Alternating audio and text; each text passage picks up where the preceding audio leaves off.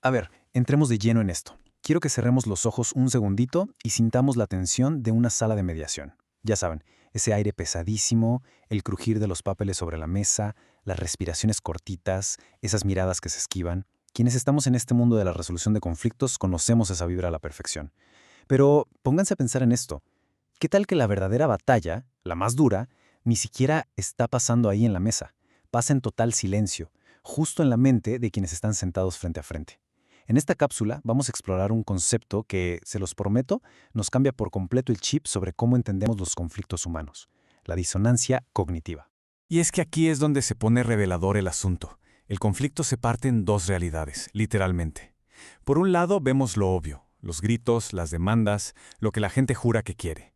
Pero del otro, hay toda una historia interna moviendo los hilos. Cuando alguien entra en un conflicto, no nada más trae sus contratos o evidencias bajo el brazo. Trae su orgullo, su identidad y sus miedos más profundos. Y la disonancia cognitiva es exactamente ese choque, esa fricción que duele muchísimo entre lo que está pasando allá afuera en la realidad y la imagen que esa persona está tratando de proteger con uñas y dientes. Fíjense cómo esto explica uno de los momentos más frustrantes de cualquier negociación. Tienes a alguien diciendo, sí, claro, quiero resolver el problema, pero a la mera hora te batea absolutamente todas las propuestas. Lo facilito sería decir, híjole, qué persona tan terca, o de plano no tiene voluntad. Pero la lección de fondo aquí es súper humana.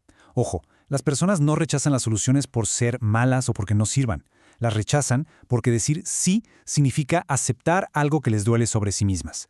Aceptar el acuerdo significaría admitir que se equivocaron o que fallaron, y eso es un golpe directo a su identidad. Entonces, todo esto nos empuja a hacernos una pregunta fundamental. ¿Por qué el ser humano tiende a quitarle el valor a aquello que de plano no puede alcanzar? Piénsenlo un momento.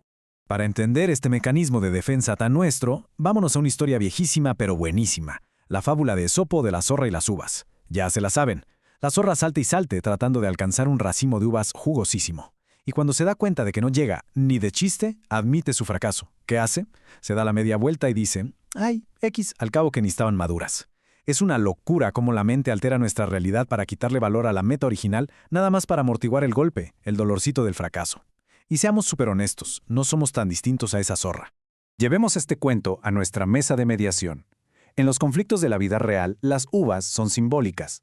Pueden ser una disculpa sincera que se esperaba, un acuerdo económico justo o hasta salvar una relación valiosa. Pero cuando la cosa se pone fea y la persona siente que su orgullo raspó, ¡pum!, se activa el escudo humano. Uy, de todos modos ni me importaba ese trato, o sus disculpas ya no me sirven de nada.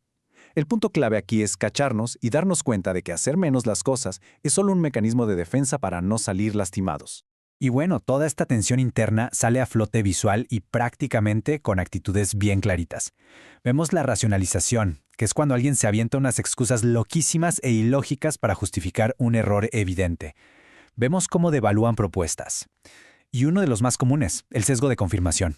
Es impresionante cómo somos capaces de bloquear por completo los datos duros o las evidencias en papel y en su lugar decidimos escuchar únicamente a esas voces que nos dan la razón y alimentan nuestro coraje.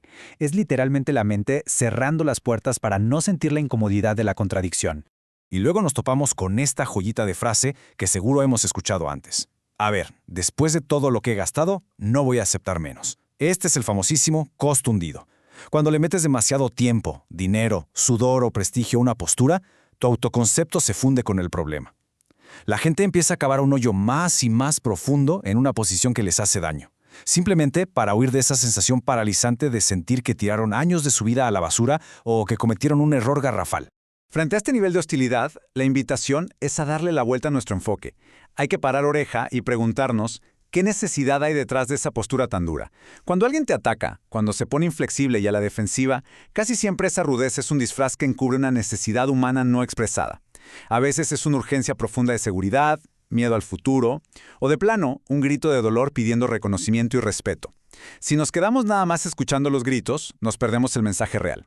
El doctor en negociación y mediación, Rodolfo Víctor Jiménez Rodríguez, presenta este material didáctico diseñado para profundizar en el estudio de la disonancia cognitiva en la prevención y solución pacífica de conflictos interpersonales, una herramienta clave para elevar el nivel profesional de quienes se dedican a la mediación, conciliación y la negociación en nuestro país. Bueno, pasemos a la acción. Vamos a construir una base bien sólida para la resolución. Primero, tenemos que dejar de dar saltos a ciegas hacia las mismas uvas usando estrategias que ya fracasaron. No todo acuerdo que sabe amargo al principio termina siendo malo. A veces escupimos las propuestas antes de probarlas.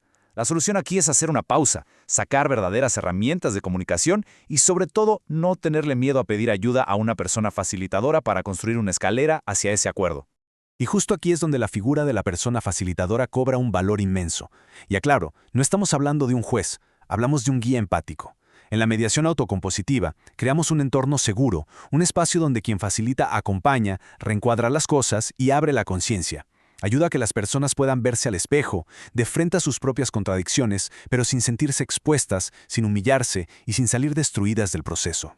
Observen este gran contraste porque es vital. Si le atacas la lógica a alguien o le dices en su cara que se está contradiciendo, su muro defensivo se va a ir hasta el techo de inmediato. Pero si hacemos un reencuadre del problema, pasa algo mágico. Logramos separar la dignidad del ser humano del conflicto en sí. Demostramos que una conducta, un atraso, un error, se puede revisar de forma súper objetiva sin tener que etiquetar a la persona como el malo del cuento. Para aterrizar esto, hay que ver el panorama completo, usando este mapa de empatía. Imaginen la escena. Lo que la persona dice en la mesa es, no me importa. Pero si miramos un poquito más allá, lo que de verdad está pensando es, híjole, si cedo ahorita, pierdo todo. Lo que en el fondo siente es muchísima vergüenza o miedo. Y a lo que le tiene pavor es a ser visto como el culpable. Cuando entendemos este mapa, vemos al ser humano vulnerable que se está escondiendo debajo de esas palabras de enojo. Y para surfear este mar de emociones, los elementos de negociación colaborativa de Harvard son una chulada. Nos permiten esquivar esos egos lastimados. Al irnos a los intereses, separamos la postura rígida de la necesidad real que tienen. Al aventar opciones a la mesa sin exigirles que firmen nada en ese momento, la persona no siente que está cediendo terreno. Y usando criterios objetivos de legitimidad, basamos la plática en hechos verificables construyendo acuerdos viables que le salvan la cara a todas las partes. Estas herramientas agarran fuerza con preguntas que funcionan como espejos gentiles. Preguntas poderosas del tipo, oye, ¿qué dato objetivo crees que nos ayudaría a revisar este punto?